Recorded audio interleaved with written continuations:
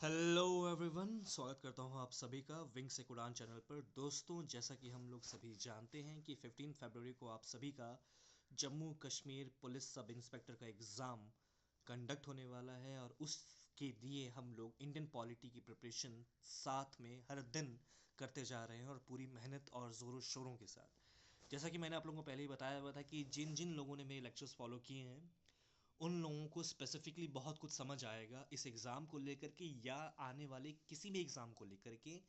As a GS general studies के तौर पर उन्हें बहुत कुछ समझ आएगा और सब इंस्पेक्टर एग्ज़ाम के लिए स्पेसिफिकली हम लोग वही पढ़ रहे हैं जो कि बहुत ज़्यादा इंपॉर्टेंट है। ठीक है। हम लोगों ने पहले पार्ट वन में पार्लियामेंट के बारे में डिस्कशन किया कि क्या प्रोसीजर्स हैं, किस तरीके का Rajya Sabha, Lok Sabha, upper house, lower house. ठीक है। क्वालिफिकेशंस के बारे में हम लोग पढ़ने वाले थे, लेकिन उससे पहले हम लोगों ने उसकी डिटेलिंग को पढ़ा कि क्या है क्या नहीं है। अब हम लोग चालू करेंगे जो हमारा जहाँ से पार्ट चालू होने वाला था। ठीक है। जो हम लोगों ने नहीं पढ़ा था। और यकीन मानिए दोस्तों, ये चैप्टर आप लोगों के लिए काफ़ी ज़्यादा इंपॉर्टेंट है क्योंकि पार्लियामेंट को आप लोगों के लिए समझना काफ़ी इंपॉर्टेंट है। क्योंकि ये एक ऐसा चैप्टर है ना जो कि किसी भी एग्ज़ाम के लिए, चाहे वो जेके पीएसआई हो, चाहे कोई भी एग्ज़ाम हो, उसके लिए चैप्टर बहुत इंपॉर्टेंट है। यहाँ से काफ़ी मेजॉरिटी ऑफ क्वेश्चंस आप सभी के लिए आ सकते हैं। तो मेरे साथ बने रहिए, जिस तरह से मैं पढ़ा रहा हूँ उसको बस फॉलो करिए क्योंकि मैं बहुत स्पेसिफिकली आप लोगों को पढ़ाऊंगा जो इंपॉर्टेंट है। मैं लैंग्वेज टू लैंग्वेज नहीं जाऊँगा, मैं बस उसका एक एक हिसाब समझा दूंगा। मतलब एक लाइक कि हाँ, इस पूरे लंबे पैराग्राफ का मतलब ये है, वो एक लाइन में आप लोगों को समझा दूंगा जो कि आप लोगों के लिए काफ़ी ज़्यादा ईजी होने वाला है। ठीक है। चलिए, तो आज का लेक्चर चालू करते हैं। हमारा है आज का मेंबर ऑफ पार्लियामेंट। ठीक है। मेंबर ऑफ पार्लियामेंट हम लोग पढ़ने वाले हैं। चलिए, तो मेंबर ऑफ पार्लियामेंट के लिए क्वालिफिकेशंस की बात होगी। ठीक है। क्वालिफिकेशंस क्या है भाई कि एमपी बनने के लिए क्वालिफिकेशन जो होती है वो हमारे कॉन्स्टिट्यूशन में पहले से डिसाइडेड है। ठीक है। पहले से डिसाइडेड है। पिछले लेक्चर में भी हम लोगों ने पढ़ा हुआ था ये चीज़, लेकिन मैं दोबारा कंटिन्यू करने के लिए, कंटिन्यूएशन के लिए, कि जो नए स्टूडेंट्स आए हैं उन लोगों को समझाने के लिए कि देखिए, मेंबरशिप ऑफ लोकसभा और राज्यसभा में कुछ चीज़ें अलग हैं। जैसे कि हमारा जो लोकसभा का मेंबरशिप है वो डायरेक्ट इलेक्शन के थ्रू होता है। राज्यसभा जो है वो इनडायरेक्ट इलेक्शन के थ्रू लोग रिक्रूट होकर के आते हैं, जो मेंबर्स होते हैं उनके। ठीक है। हमारा जो लोकसभा का लाइफ है वो 5 ईयर्स के बाद ऑटोमेटिकली डिसॉल्व हो जाती है। क्यों भाई? क्योंकि एक नया फ्रेश ऑफ गवर्नमेंट चाहिए, एक नई इलेक्शन चाहिए, तभी सेंटर में गवर्नमेंट फॉर्म होगी। जैसे कि मोदी साहब का। ठीक है। मोदी साहब के 5 साल तक के लिए इन लोगों का गवर्नमेंट रहेगा। उसके बाद दोबारा गवर्नमेंट फॉर्म होगी। चाहे वो कोई भी पार्टी आए मेजोरिटी में, कांग्रेस, बीजेपी या कोई भी पार्टी हो इंडिया की, रजिस्टर्ड हो इलेक्शन कमीशन ऑफ इंडिया से। ठीक है। तो चलिए, एक चीज़ आप लोगों को डिफरेंस समझना है कि जो मैंने पहले ही बताया हुआ था कि 30 ईयर्स का जो एज है इससे कम नहीं होना चाहिए कोई भी मेंबर ऑफ पार्लियामेंट जो कि लोकसभा, जो राज्यसभा का मेंबर होने वाला है। ठीक है। 25 ईयर्स आपका लोअर हाउस। लोअर हाउस कौन सा कहलाता है? लोकसभा। अपर हाउस कौन सा कहलाता है? राज्यसभा। तो लोअर हाउस के लिए जो एज क्वालिफिकेशन है वो 25 ईयर्स, 25 साल से कम आदमी member of parliament of member of Rajya Sabha जो है वो नहीं हो सकता, वो लोकसभा नहीं हो सकता है। और 30 ईयर्स जो है वो मेंबर ऑफ लोकसभा, राज्यसभा का नहीं हो सकता है।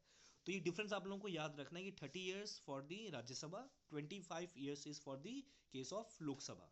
ये याद रखना है आप लोगों को। ठीक है। चलिए, इसमें ज़्यादा नहीं कहा गया है। मैंने आप लोगों को पहले ही बताया था कि रिप्रेजेंटेशन ऑफ पीपल एक्ट 1951 में बनाया गया था, जहाँ पे कुछ रूल्स एंड प्रोसीजर्स बनाए गए थे मेंबर ऑफ पार्लियामेंट के लिए। किस तरीके से, किस हिसाब से इलेक्शंस को हेल्ड करना है, या क्या क्वालिफिकेशंस होने चाहिए, क्या प्रोसीजर्स होने चाहिए।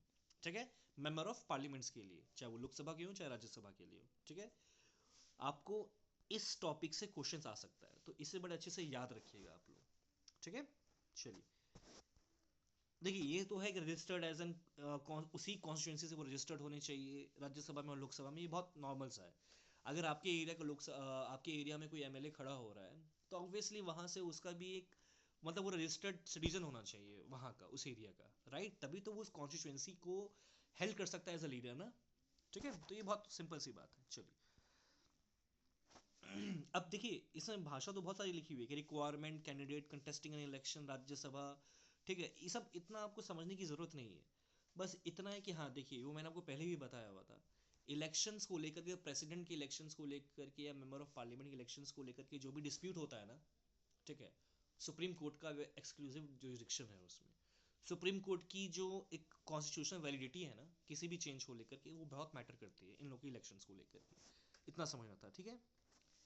He must be a member of scheduled caste or scheduled tribe in any state if he wants to contest the seat reserved for them. देखिए, जैसे कि हमारे कॉम्पिटिटिव एग्जाम्स होते हैं ना, अगर वहाँ पर आप अगर जनरल से लड़ना चाहते हैं, मतलब जनरल से एग्ज़ाम देना, अगर आपने अपने फॉर्म में अगर आप एससी हैं या एसटी हैं या ओबीसी हैं, अगर आपने सिर्फ जनरल भरा है ना, तो आप एग्ज़ाम दे सकते हैं जनरल कैटेगरी से। लेकिन यहाँ पर ये है कि आप उसी सीट से लड़ेंगे, उसी कॉन्स्टिट्यूंसी में उसी सीट से लड़ेंगे। उस पार्टी ने कितनी सीट्स दी हैं जो शेड्यूल कास्ट या शेड्यूल ट्राइब पे ही रिजर्व्ड है, आप जनरल के साथ नहीं लड़ सकते हैं। मतलब आप ये बोलेंगे नहीं मैं जनरल से लड़ना चाहूँगा और आप बिलोंग करते हैं शेड्यूल कास्ट कैटेगरी से, ठीक है। चलिए, ये भी कॉन्स्टिट्यूशन में हमारा मेंशन है, इसमें बस इतना था। चलिए, अब देखिए बात ये है कि दूसरी डिसक्वालिफिकेशंस, हमारी डिसक्वालिफिकेशंस क्या है, मतलब एज इन लाइक कि हमारे बेसिकली कि क्या हिसाब है कि जहाँ पे क्वालिफिकेशन है वहाँ पे डिसक्वालिफिकेशन भी तो होंगी, चाहे आप कोई भी एग्जाम देते हैं डिसक्वालिफिकेशन भी मैटर होता है वहाँ पर, ठीक है। तो यहाँ पे क्या लिखा हुआ है कि if he holds any office of profit. देखिए, ऑफिस ऑफ प्रॉफिट जो है ना एक बहुत बड़ा इशू है कि ऑफिस ऑफ प्रॉफिट कॉन्स्टिट्यूशन ने तरीके से डिफाइन ही नहीं किया है कि ऑफिस ऑफ प्रॉफिट है क्या यार। लेकिन इसका मतलब ये है सिंपल कि ऑफिस ऑफ प्रॉफिट मतलब कि आप गवर्नमेंट के साथ भी काम कर रहे हैं और कोई अपना एक यू नो वहाँ के रिसोर्सेज को आप यूज़ करके, गवर्नमेंट की इन्फॉर्मेशन को यूज़ करके आप अपने प्रॉफिट, अपने मोटिव्स के लिए कुछ और बिजनेस कर रहे हैं, ठीक है। उसे कहते हैं ऑफिस ऑफ प्रॉफिट। तो जो भी गवर्नमेंट में एक पोजीशन हेल्प कर रहा है ना, वो ऑफिस ऑफ प्रॉफिट नहीं कर सकता क्योंकि एक डिस्क्वालिफिकेशन है, ठीक है। Unsound mind and so declared by a court. Unsound mind मतलब कि आप डिस्चार्ज नहीं कर पा रहे अपनी ड्यूटी। अगर कोई एमपी है, वो बोल नहीं पा रहे हैं या उस तरीके से बिल को समझ ही नहीं पा रहे हैं, चाहे हिंदी हो चाहे किसी भी भाषा में, उनको थोड़ी सी भी दिमाग नहीं है। अनसाउंड माइंड ये बस एक कहने के लिए कॉन्स्टिट्यूशन में डाल दिया है, इसकी कोई हकीकत नहीं है दोस्तों। जहाँ तक बताना चाह रहा हूँ, इसकी कोई हकीकत नहीं है कि क्या इसका मीनिंग एक्चुअली कॉन्स्टिट्यूशन मेकर्स ने क्या डिराइव किया था, ठीक है। चलिए, उसी तरह से अनडिस्चार्ज सॉल्वेंट, इंसॉल्वेंट मतलब कि कुछ ज़्यादा ही मतलब एज एन लाइक ये कहने का मतलब है कि आप पे ड्यूटीज़ बहुत ज़्यादा होती जा रही है, काम आपका बहुत कम होते जा रहा है, ठीक है। धीरे धीरे आप कर ही नहीं पा रहे हैं काम को, डिस्चार्ज ही नहीं कर पा रहे हैं अपने काम को, ठीक है। इसका मतलब ये था। इंडिया का सिटीजन होना ज़रूरी है, यहीं लिखा हुआ है, is not a citizen of India, बस इतना इंपॉर्टेंट है समझना है इसमें कि इंडिया का सिटीजन होना बहुत ज़रूरी है। If he so disqualified under any law made by parliament. Parliament में ऐसे बहुत सारे लॉज बने होते हैं, जैसे क्रिमिनलिटी लॉज हैं, जैसे कि पनिशेबल ऑफेंसेस हैं, हमारा आईपीसी है ना, इंडियन पिनल कोड, जहाँ पर कुछ आपने ऐसे क्राइम्स किए हुए हैं या कुछ ऐसे ऑफेंसेस क्रिएट किए हुए हैं जहाँ पर आप खुद ब खुद डिस्क्वालीफाई हो जाएंगे। ये सारी चीज़ें रिप्रेजेंटेशन ऑफ एक्ट 1951 बात करता है इन चीज़ों को लेकर के, आपको याद रखना है, ठीक है। एडिशनल मतलब ये हुआ कि किसी भी चीज़ में गिल्टी फाउंड ना हो वो, ठीक है। ये सब बहुत कॉमन सेंस है, आप लोगों को इतना दिमाग नहीं लगाना इसमें, ये सब कॉमन सेंस वाली चीज़ है। 2 या 2 सालों से ज़्यादा वो किसी भी क्रिमिनल ऑफेंस में मतलब छूट गया हो बाहर, वो उसमें जेल में ना रहा हो, अगर रहा है तो भाई वो एक डिस्क्वालिफिकेशन होगा, ठीक है। लेकिन दोस्तों, प्रिवेंटिव और प्यूनिटिव डिटेंशन जो हम लोगों ने पुराने लेक्चर्स में पढ़ा था, प्रिवेंटिव डिटेंशन जैसे मैंने बताया कि प्रिवेंट कर दिया गया, जो कि लगता है कि ये आदमी क्राइम कनेक्ट कर सकता है, आगे जाकर के कमिट कर सकता है, उसे हम लोग प्रिवेंटिव डिटेंशन लॉ कहते हैं, जहां पर आपके पास बहुत कम इम्यूनिटी पावर्स होती है ना। उसको disqualification representation of people act में नहीं ऐड किया गया है। मतलब कि आरपी एक्ट 1951 में आप लोग को याद रखना है कि preventive detention is also a factor of disqualification. Is it true और फॉल्स, ठीक है। तो आप लोगों को करना है कि it is fault, preventive detention law is not a disqualification in the representation of people act 1951, ठीक है। चलिए, ये देखिए, ये सब तो बेकार है कि इलेक्शन एक्सपेंसेस तो आपको देने ही पड़ेंगे, ठीक है। 10 लाख रुपए हमें बोलते हैं कि एक मिलता है, उसके ऊपर तो आप जानते हैं करोड़ों रुपए खर्च होते हैं एक इलेक्शन को कनेक्ट करने के लिए, या कितने एमएलएज और एमपी पता नहीं कितना पैसा खर्च करते हैं, तो बात ही अलग है। अब उस पर डिटेलिंग पे नहीं जाएंगे कि कितने सारे बिल्स आए उस चीज़ को लेकर के कि हमारा रेस्ट्रिक्ट कर दिया गया अमाउंट, कि नहीं इतना अमाउंट से ज़्यादा नहीं हो पाएगा, लेकिन वो अनगिनत है, वो छोड़िए, उन सब चीज़ों पे जाना नहीं है। वो एक आपके एम्बिट जो इस एग्ज़ाम को लेकर के है ना, जो बाकी एग्जाम्स को लेकर के, वो काफ़ी ज़्यादा डिफरेंट हो जाएगा क्योंकि वो करंट अफेयर्स हो जाएंगे। ये आपका सिंपल है कि जो हम लोग अभी स्टैटिक पढ़ रहे हैं, क्योंकि स्टैटिक इंपॉर्टेंट हो जाएगा आपका, समझ आ जाएगा अगर आप लोगों को, तो डायनामिक अपने आप लोग समझ जाएंगे, रिलेट कर लेंगे, तो इंटर रिलेटिविटी वाला हिस्सा बन जाता है, ठीक है। चलिए, इसमें ज़्यादा कुछ नहीं है, गवर्नमेंट में कॉन्ट्रैक्ट्स में उसका कोई अपना इंटरेस्ट नहीं होना चाहिए, सब लिखा हुआ है, ये एक फॉर्मल लैंग्वेज है दोस्तों, ठीक है। एक फॉर्मल लैंग्वेज है, इस पर आपका कोई क्वेश्चन अराइव नहीं हो सकता है। ना इस पर ना इस पर ना इस पर कोई क्वेश्चन अराइव नहीं हो सकता, तो इसलिए इस पर इतना ध्यान देने की ज़रूरत नहीं है। ठीक है, अब चलिए, वही है एनिमिटी, लड़ाई उड़ाई ना करवाए, ये सब मैं बोल रहा हूँ ना कि सब फॉर्मल लैंग्वेज है, इसमें कोई ध्यान देने की ज़रूरत नहीं, क्योंकि इन सब से क्वेश्चन यूपीएससी में नहीं आया, किसी स्टेट सर्विस में नहीं आया, तो आप लोगों के एग्जाम में तो बिल्कुल भी कोई चांस नहीं बनता इसके आने का। ठीक है, चलिए, disqualification on the ground of defection. अब देखिए, पहले आरपीए एक्ट 1951 बना था, जहां पर डिसाइडिंग ग्राउंड था कि किस तरीके से रूल्स एंड प्रोसीजर बनाने इलेक्शन के लेकर के। उसके बाद ग्राउंड ऑफ डिफेक्शन भी आया। ठीक है, डिफेक्शन को किस शेड्यूल में डाला गया, मैंने आपको बताया ना कि शेड्यूल 11 12 आपका पंचायती राज म्यूनिसपैलिटी, शेड्यूल 1 जो है आपका वो बात करता है name of territories and states in India, schedule 2 बात करता है salary and allowances of supreme court जजेस, मेंबर ऑफ पार्लियामेंट्स, याद है ना। उसी तरह से ग्राउंड ऑफ डिफेक्शन को हमारे 10th शेड्यूल में ऐड किया गया है। और डिफेक्शन किसके लिए है, मेंबर ऑफ पार्लियामेंट के लिए, आपको याद रखना है कि ground of defection is made for which among the following.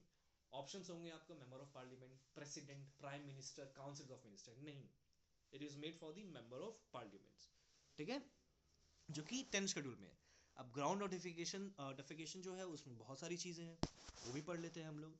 If he voluntary gives up the membership of political party on whose ticket he is elected to the house. अब मानिए कि जैसे कि बीजेपी से मैं इलेक्ट होकर के आया हूँ, और मैंने ज़बरदस्ती मतलब अपने आप से ही मैंने मेंबरशिप उसकी खो दी, मतलब मैंने बोल दिया कि नहीं मैं सपोर्ट ही नहीं करूँगा इस चीज़ को लेकर के।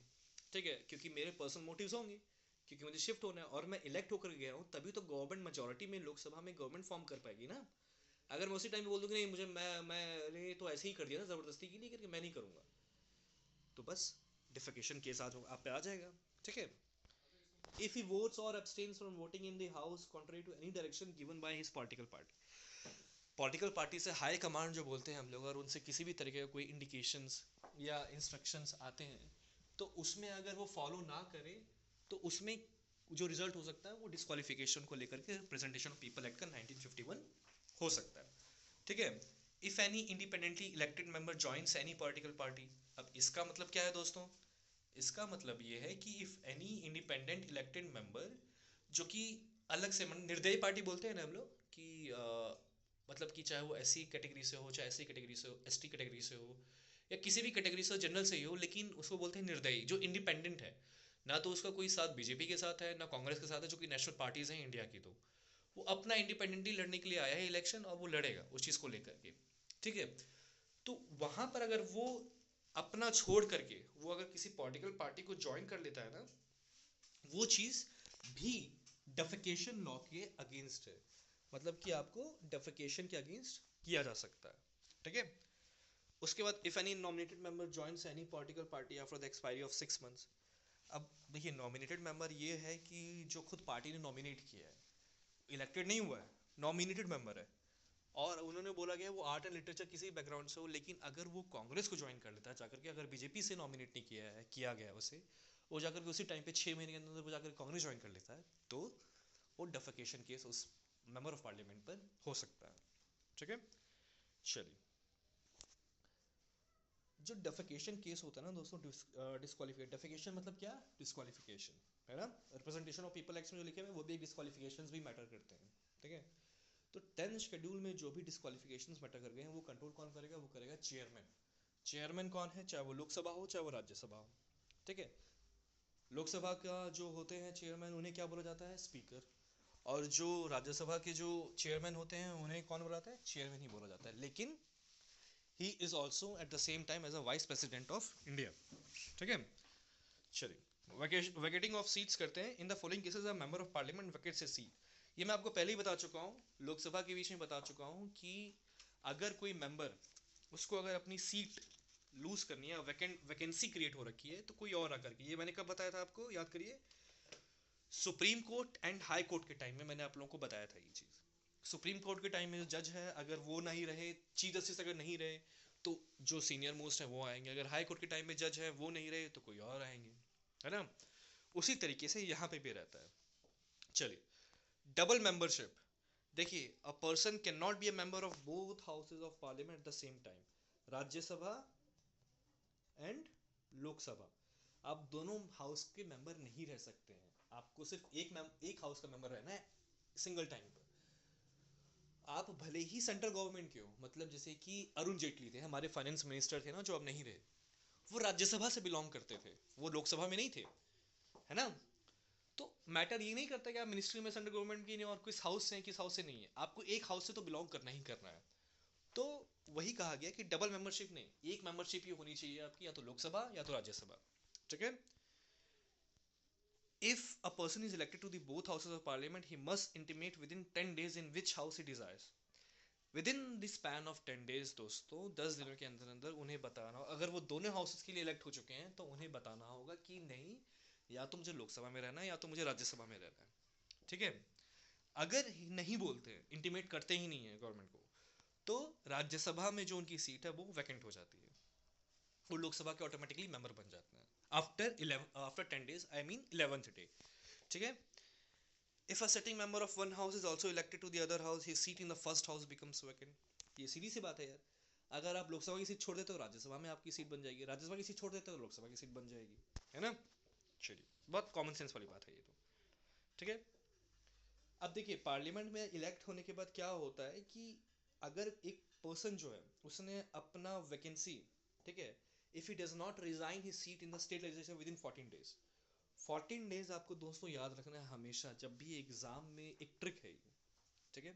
पूरे इंडियन पॉलिटी में 14 डेज आपको याद रखना है, ये चाहे मेंबर ऑफ पार्लियामेंट के लिए हो, सीएम के लिए हो, प्राइम मिनिस्टर के लिए हो, पार्टी के लिए हो, 14 days of notice, 14 with in the 14 days, ठीक है। ये आपको 14 डेज याद रखना है कि 14 डेज में ही सब कुछ होना चाहिए, ठीक है। तो कहीं भी क्वेश्चन आता है तो 14 डेज को आप लोग ध्यान से 14 डेज ही मेंशन करेंगे, एमसीक्यू में क्वेश्चन आएगा आपको, ठीक है। If a person is elected, अब देख लेते हैं क्या लिखा है यहाँ पे, if a person is elected two seats in a house, he should exercise his option for one, otherwise both seats become vacant. Similarly, a person cannot be a member of both the parliament and the state legislature at the same time. अब आप state legislature के भी member हैं, आप parliament के भी member हैं, state legislature मतलब कि एमएलए हैं, और वहाँ पर लोकसभा या राज्यसभा के भी मेंबर आपकी उसी हिसाब से मतलब बन रहा है, आपका ऐसा प्रोबेबिलिटी बन रही है कि आप वहाँ के भी मेंबर हैं। तो अगर आप नहीं डिसाइड करेंगे कि आपको स्टेट लेजिस्लेचर में रहना है या लोकसभा में रहना है, मैक्सिमम तो ऑब्वियसली आदमी लोकसभा में ही जाएगा, लेकिन अगर नहीं रहना है तो 14 डेज के अंदर अंदर आपको बताना पड़ेगा, नहीं तो आपकी सीट वैकेंट हो जाएगी, ठीक है। चलो आगे चलते हैं। अब डिस्क्वालिफिकेशन इसमें भी वही है जो मैंने हम लोगों ने पढ़ा हुआ है, ठीक है, जो हम लोगों ने 10th शेड्यूल का आपका अभी भी पढ़ा है, डिफिकेशन केस और रिप्रेजेंटेशन ऑफ पीपल एक्ट 1951, जहाँ पे हम लोगों ने चीज़ें पढ़ी हुई है। रेजिग्नेशन उसी तरीके से सुप्रीम कोर्ट का मैंने बताया था ना आपको कि रिजाइन करना है तो भाई प्रेसिडेंट को ही आप रिजाइन करोगे, ठीक है। आप सीधा जा करके ऐसे मतलब अपने जूनियर को या हाई कोर्ट या सुप्रीम कोर्ट को नहीं दे सकते हो आप, आपको प्रेसिडेंट, क्योंकि अपॉइंट प्रेसिडेंट ने किया है, तो रेजिग्नेशन भी उन्हीं को जाएगा, ठीक है।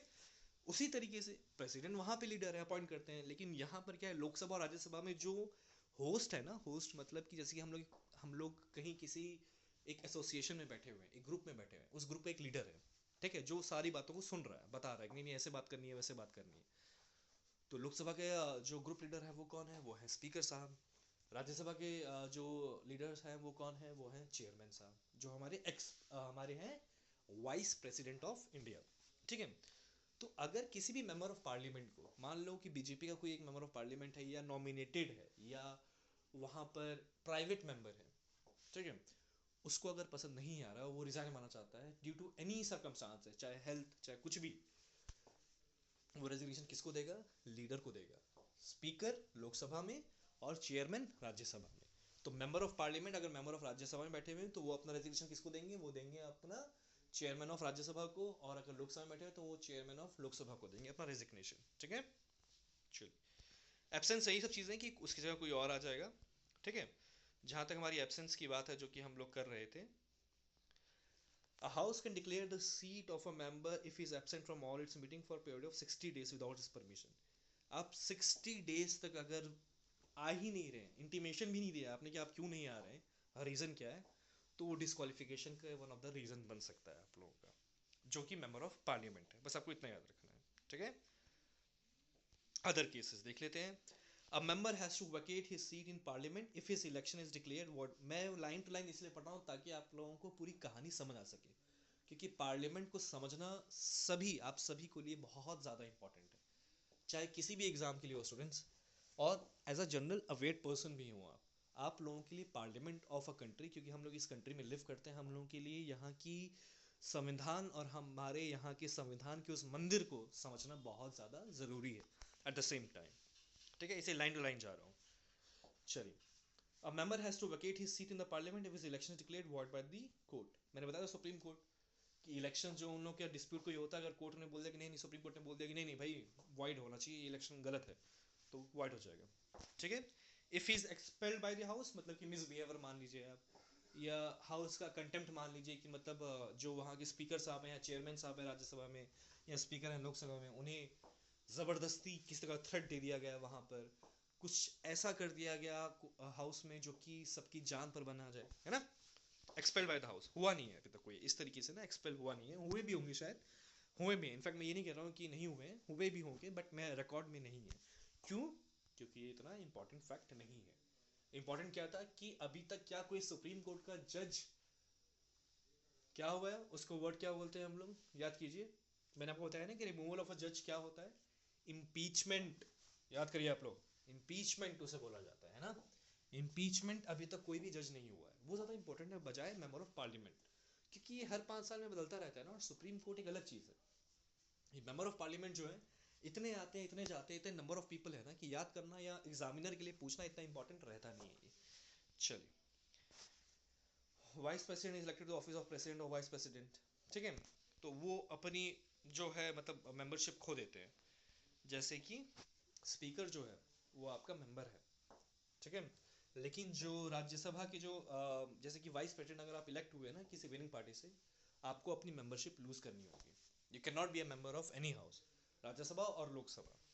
ठीक है, और या तो आप गवर्नर बने। अब गवर्नर साहब जो हैं वो तो एक अलग सेंट्रल एजेंट कहा जाता है, वो एक अलग ही पूरी कहानी हो जाती है जो कि हम लोग आने वाले टाइम में पढ़ेंगे। लेकिन गवर्नर आपको लोगों ने बताया ना मैंने, जैसे कि प्रेसिडेंट पूरे ओवरऑल को इंडिया है, गवर्नर हर एक स्टेट्स के लिए बना दिया गया है, और गवर्नर रिपोर्टिंग किसको करता है, parliament and then to president. बस आपको लोगों को इतना याद रखना है। ठीक है, ज़्यादा इसमें कुछ समझने की ज़रूरत है नहीं। चलिए, ओथ एंड ऑफर्मेशन बताया था मैंने आप लोगों को पहले भी, कसम खानी होती है कि क्या है क्या नहीं सब कुछ ठीक करेंगे। तो मतलब ये यूपीएससी टाइप में और केएस टाइप के लिए एग्जाम्स के लिए इंपॉर्टेंट है कि क्या है फेथ किस तरीके से वो लेते हैं। आप लोगों एग्जाम्स के लिए नहीं है, और इसमें बस रटना है, इतना कुछ समझने की ज़रूरत है नहीं इसमें आप लोगों को समझाने की ज़रूरत मुझे लगता नहीं है।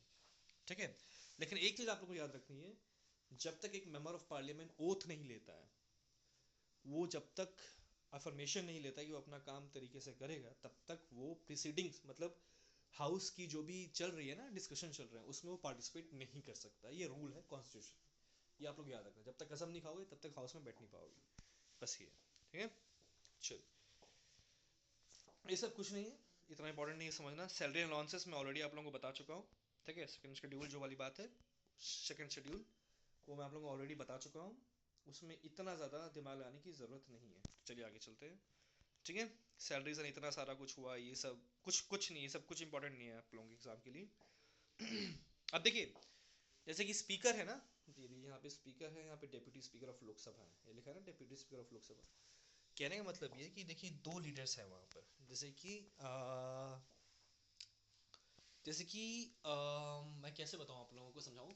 देखिए जैसे कि हमारा लोकसभा है ना, लोकसभा में हमारा लीडर कौन है, स्पीकर है। स्पीकर के जस्ट एक एडजेसेंट एक और पोजीशन है जिनको कहा जाता है डेप्यूटी स्पीकर। डेप्यूटी स्पीकर वो हुआ कि अगर स्पीकर की वैकेंसी खाली हुई ना, चाहे वो वैकेंसी उनके डेथ की हो, चाहे वो स्पीकर की जो वैकेंसी है वो किसी और रीज़न के थ्रू हो, ठीक है, किसी भी रीज़न की वजह से हो, चाहे वो खुद छोड़ के चले गए, रिजाइन करके चले गए, तो उस वक्त उस जॉब को कौन संभालेगा, वो होंगे डेप्यूटी स्पीकर। और दोस्तों, स्पीकर को अगर रिजाइन करना है, स्पीकर कौन है, जो हमारा होस्ट है हाउस का, अगर उसे रिजाइन करना है उस हाउस से, तो वो रेजिग्नेशन किसको देगा, डेप्यूटी स्पीकर को। हमारा सुप्रीम कोर्ट का जज को रिजाइन करना है तो वो किसको देगा रेजिग्नेशन, प्रेसिडेंट को। हाई कोर्ट का जज है अगर उसको रिजाइन करना है तो वो किसको देगा, वो देगा हमारे प्रेसिडेंट को। क्योंकि अपॉइंट देखिए, अपॉइंट गवर्नर है, लेकिन हाई कोर्ट के जज में आप लोगों को ये याद रखना है कि हाई कोर्ट के जज को अपॉइंट जो है, रेजिग्नेशन जो है, वो सिर्फ वो प्रेसिडेंट को ही दे सकते हैं, गवर्नर को नहीं। गवर्नर का कोई रोल नहीं है रेजिग्नेशन में हाई कोर्ट के जजेस के लिए, ठीक है। तो याद रखिएगा, कुछ छोटी छोटी चीज़ें याद रखें जिससे मैं बताते जा रहा हूँ आप लोगों को, उससे ज़्यादा मेहनत करने की ज़रूरत नहीं है दोस्तों। बस समझते जाइए एक स्टोरी की तरह, जैसे मैं बात करते जा रहा हूँ वैसे आप समझते, रेडियो जॉकी की तरह समझते जाइए मेरी बातों को। मैं बात तो कर ही रहा हूँ, और शायद मेरी आवाज़ उतनी भी बुरी नहीं है, आई गेस सो। चलिए, presiding officers of parliament. Presiding officers मैंने बताया, स्पीकर प्रिसाइडिंग ऑफिसर है, और चेयरमैन राज्यसभा में लीडर, जो ने बताया ना कि लोकसभा में लीडर जो है वो हमारे स्पीकर साहब हैं, और प्रिसाइडिंग ऑफिसर राज्यसभा में जो है हमारे चेयरमैन है। चेयरमैन कौन है? हमारे वाइस प्रेसिडेंट ऑफ इंडिया, याद रखिएगा इस चीज़ को। अब स्पीकर ऑफ लोकसभा दोस्तों, स्पीकर ऑफ लोकसभा, देखिए ये जो चैप्टर है ना पार्लियामेंट थोड़ा लंबा चलेगा, क्योंकि इसमें सब कुछ इन्वॉल्व हो जाता है। स्पीकर किस तरीके से बिल पेश किया जाता है, किस तरीके से पार्लियामेंट का प्रोसीजर्स, रूल्स, क्वालिफिकेशन, डिसक्वालिफिकेशन, कौन कौन से शेड्यूल्स अलाउड हैं इसमें, ठीक है। हमारे प्रेसिडेंट का क्या रोल है इसमें, प्राइम मिनिस्टर का क्या रोल है, मिनिस्टर्स का क्या रोल है, ये सब कुछ है इसमें। और ये समझना आप लोगों के लिए काफ़ी इंपॉर्टेंट है, क्योंकि मैंने दोबारा बता रहा हूँ ये बात कि इससे ज़्यादा क्वेश्चन पुटअप हो सकते हैं। सो स्पीकर ऑफ लोकसभा ने बताया कि लीडर ऑफ लोकसभा है हमारे, ठीक है। यही डिसाइड करते हैं दोस्तों, जो एक पूरा प्रोसीजर चलता है ना, जैसे कि हमारे लोकसभा की प्रोसीडिंग चल रही है, मतलब कि कोई बिल डिस्कशन चल रहा है, वहाँ पर तौर तमीज़, तरीका, डिसिप्लिन, ये सब कौन मैटर करता है? किसको? स्पीकर को करता है। Speaker has the power to say yes to the bill और to say no to the bill, ठीक है। वो हैं होस्ट हैं जो एक तरीके से। और ये भी है कि speaker elected by the Lok Sabha from Among Us its member. अब स्पीकर जो वो चुने कहाँ जाते हैं भाई? तो जो लोकसभा के जो नए मेंबर्स होते हैं ना, उन्हीं में से सबसे क्वालिफाइड पर्सन को चुना जाता है कि नहीं यार आप स्पीकर बनिए, आपके पास क्वालिफिकेशंस अच्छी हैं, बैकग्राउंड अच्छा है आपके पास। वो डिपेंड करता है मेजॉरिटी गवर्नमेंट पर, ठीक है, कि वो किसको चुनते हैं। Whenever the office of speakers falls vacant, the Lok Sabha elects another member to fill the vacancy. The date of election of speaker is fixed by the president. लेकिन ये दोस्तों याद रखिए, जैसे ही स्पीकर की अगर वैकेंसी क्रिएट होती है ना, दोबारा जैसे ही इलेक्शन मतलब होने की बहुत ज़रूरत है, with in the due time election होना बहुत ज़रूरी है। और वो डिसाइड कौन करता है? प्रेसिडेंट। मतलब ये नहीं कि प्रेसिडेंट साहब पूरे साल का हिसाब रखे हुए अपनी डायरी में कि नहीं नहीं इस साल इस टाइम में करना है, चलो ठीक है अभी हुआ ऐसे ही करना, नहीं। मतलब कि प्रेसिडेंट के अप्रूवल से पार्लियामेंट ही डिसाइड करती है, लेकिन हस्ताक्षर किसके चाहिए, सिग्नेचर किसका चाहिए? प्रेसिडेंट का चाहिए। अगर इलेक्शन ऐसा कुछ हो गया कि स्पीकर की वैकेंसी जो है वो हो चुकी है, तो पार्लियामेंट बोलेगी, प्रेसिडेंट को तुरंत इन्फॉर्म करेगी, प्रेसिडेंट साहब बोलेंगे हाँ ठीक है भाई इलेक्शन फटाफट कराओ। ये है हिसाब, ठीक है। मैंने बताया था ना पहले भी कि president is the nominal head, he has the authority of his signature. जब भी कोई बिल होगा तो उन्हीं के सिग्नेचर के थ्रू जाएगा, जब तक वो सिग्नेचर नहीं करेंगे तब तक कोई बिल लॉ नहीं बनेगा। लेकिन वो किसी लॉ को बना या तोड़ नहीं सकते, वो पावर किसके पास है? पार्लियामेंट के पास है। आप लोगों को ये याद रखना है, ठीक है।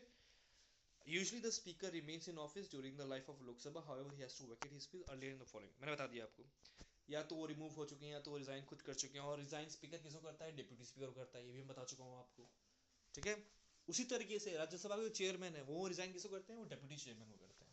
दोनों याद रखना है आपको, डेप्यूटी स्पीकर अगर यहाँ पे तो डेप्यूटी चेयरमैन उधर भी है, ठीक है। 14 डेज इन एडवांस नोटिस में दे दिया था, बताइए, देखिए दोबारा में बताया ना 14 डेज। याद रखिएगा इस 14 डेज का एडवांस को नोटिस को, कि जब रिमूव करना होता है तो भाई 14 दिन पहले आप लोगों को बता देना होगा कि आप निकल रहे हैं, ठीक है। नोटिस देना पड़ेगा आप लोगों को, उसी के बाद जाकर के डिस्कशन होगा उस बिल का, ठीक है। चलिए, हमारा वही सब चल रहा है, रोल पावर्स एंड फंक्शंस। यहाँ पर हम लोग बात करेंगे स्पीकर के रोल, पावर्स एंड फंक्शंस को लेकर के। और कुछ स्टूडेंट्स मुझे बोल रहे हैं कि नहीं नहीं सर 1 घंटे का वीडियो बनाइए, आप 40-45 मिनट्स का वीडियोस बनाइए। देखिए बात ये है ना, पॉलिटी को आप लोगों को बहुत एक धैर्यपूर्वक, एक बहुत धीरे धीरे समझने की ज़रूरत है। इसको अगर एक साथ आप अगर 1 घंटे का लेक्चर बना भी दूँ मुझे कोई दिक्कत नहीं है यार, मैं बना दूंगा 1 घंटे का lecture. But the point is that इतनों के लिए वो बोरिंग और इतने लोगों के लिए वो यूज़फुल नहीं रहेगा ना, तो उसका कोई सेंस नहीं है ना। अगर आप लोग 50 मिनट में सो रहे हैं या समझ ही नहीं पा रहे हैं चीज़ों को और मैं बोलते जा रहा हूँ, तो उसका कोई सेंस नहीं बनता है। क्रिस्प, सिंपल और शॉर्ट रहे, ज़्यादा बेटर रहता है हम लोग के लिए, ठीक है। इसलिए मैं चाह रहा हूँ कि 30 मिनट्स तक का लेक्चर रहे आप लोगों के लिए, और रोज़ आएगा। लेकिन मैं इतना वादा करता हूँ कि ये लेक्चर आप लोगों के लिए काफ़ी यूज़फुल हो, क्योंकि मैं भी मेहनत कर रहा हूँ दोस्तों, तो मैं चाहता हूँ कि आप लोग भी इक्वली मेहनत करें। आप लोग एग्ज़ाम क्लियर करेंगे, ये दिमाग में डाल लें ये बात। और विंग से उड़ान हमेशा आप लोगों को सपोर्ट करता रहेगा इस चीज़ को लेकर कि चाहे कोई भी एग्ज़ाम हो, ठीक है, तो कल हम लोग मिलेंगे roles and powers and functions के साथ। चलिए, तब तक के लिए आप लोगों का अपना ख्याल रखिएगा, एंड हमेशा की तरह शबा खैर, शुभ रात्रि, टेक केयर, चलिए।